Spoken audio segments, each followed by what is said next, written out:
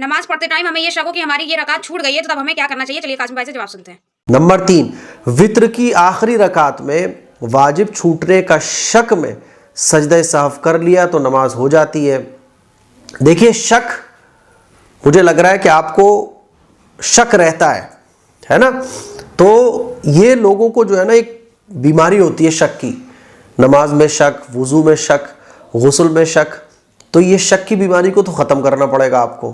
तो अगर शक की बीमारी आपको रहती है तो शक की वजह से आप सजदे साफ ना करें जब तक कि आपको यकीन ना हो जाए।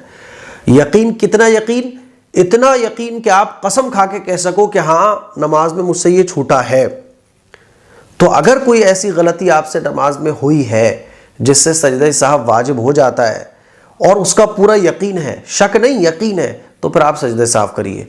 बाकी शक रहता है आपको तो शक की वजह से आप सजदे साहब ना करें। हाँ, जिंदगी में पहली मर्तबा शक हुआ है या महीनों में, 1.5 महीने में कभी शक हुआ है, तो फिर आप नमाज को दोहराओ, सजदे साहब मत करो, ठीक है।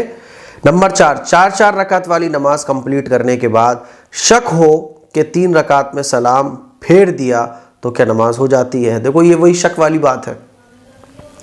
इसका और इसका हल, इसका और इसका हल दोनों का एक ही है। अच्छा, ऊपर वाला जो सवाल था वो था वाजिब छूटने का। तो वाजिब छूटने का शक अगर पहली बार आया है कि वाजिब छूट गया है, ठीक है, तो आप सजदे साफ कर सकते हो।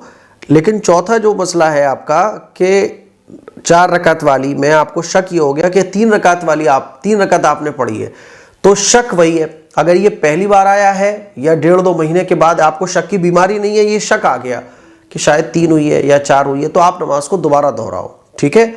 और अगर ये शक आता रहता है तो आप टेंशन मत लो। आपको जिधर ज़्यादा इत्मीनान हो, दिल कह रहा है कि 3 हो गई, दिल ज़्यादा ये कह रहा है कि 4 हो गई, तो फिर आप जिधर ज़्यादा इत्मीनान वाली कैफियत हो उसको आप मान लो। दिल कह रहा है कि नहीं 4 हो गई तो 4 मान लो आप, ठीक है।